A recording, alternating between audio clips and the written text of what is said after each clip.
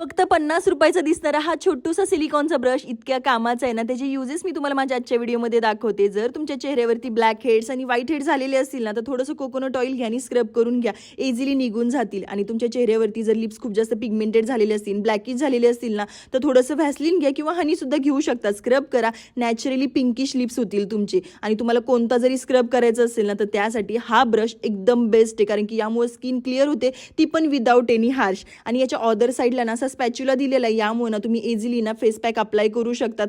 या छोटूशा ब्रशचे ना इतके सारे फायदे. त्यामुळे जर तुम्हाला याची लिंक हवी असेल ना, तर मला कमेंट करून नक्की सांगा. मी तुम्हाला लिंक पाठवते. त्यानंतर तुम्हाला माझं रुटीन शेअर करते. माऊ गेल्यानंतर ना मी गोलूला घेऊन टेरेसवरती घेऊन जात असते. आणि माऊच्या ज्या काही क्लिप्स आहेत ना, म्हणजे तिचं आवरणं म्हणा, टिफिन पॅक करणं म्हणा किंवा सोडवणं म्हणा, या सगळ्याची क्लिप घेणं माझ्याच्यानी पॉसिबल होत नाही. कारण की खूप जास्त गडबड असते. आणि त्यानंतर माझं क्यूट असे ना PR पॅकेज आलेलं होतं. ते बघून मी खूप जास्त हॅप्पी झालेले होते. कारण की खूप सारे प्रोडक्ट आलेले होते. ते पण एकदम बेस्ट छान होते ते.